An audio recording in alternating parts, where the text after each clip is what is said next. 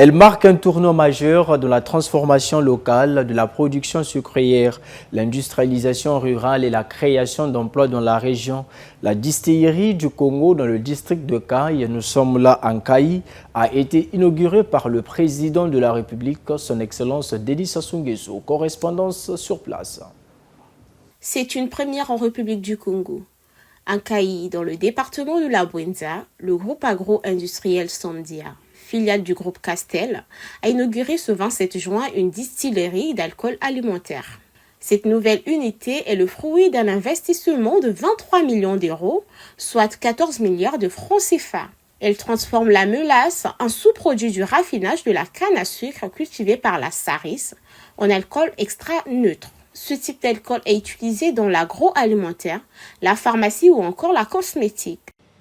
Cette distillerie incarne notre vision de l'agro-industrie, intégrée, circulaire, résiliente et tournée vers l'avenir.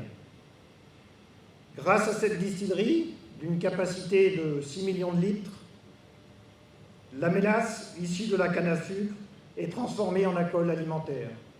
Mais nous aurons également des applications en cosmétique et en pharmacie. Pour le gouvernement congolais, cette réalisation est une réponse concrète à l'appel du président de la République qui encourage la transformation locale des matières premières. L'État congolais est d'ailleurs actionnaire de cette nouvelle unité. Ici est de rappeler à l'auditoire et à la population de la Bouenza l'attachement tout particulier du président de la République à ce département à vocation industrielle. Les réalisations effectuées peuvent être citées ainsi qu'il suit et non limitatif.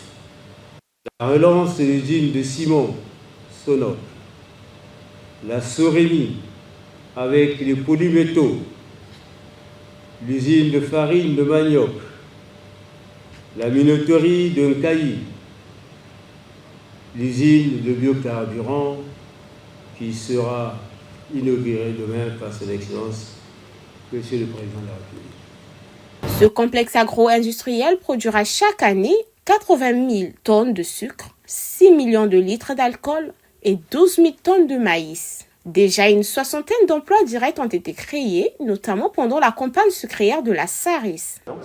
La distillerie, à ce jour, donc, sur le côté exploitation, c'est une soixantaine de personnes qui vont travailler donc, en période donc, de campagne, tout en sachant que donc, nous, on est couplé à la durée donc, de la campagne sucrière. Donc, c'est une entreprise saisonnière qui va produire donc, sur 5 mois et donc, qui va aller donc, en campagne de maintenance donc, sur 7 mois. Donc sur ces 5 mois, c'est prévu donc, de produire une quantité donc, globale donc, de 6 millions de litres, sachant que pour la première année, c'est une toute première année donc, de démarrage donc, de la campagne, on va produire autour de 5 millions de litres.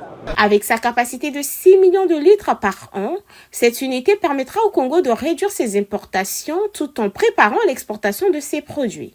C'est le président de la République, Denis Sassou Nguesso, qui a coupé le ruban symbolique marquant officiellement l'entrée du Congo dans une nouvelle phase de transformation industrielle locale.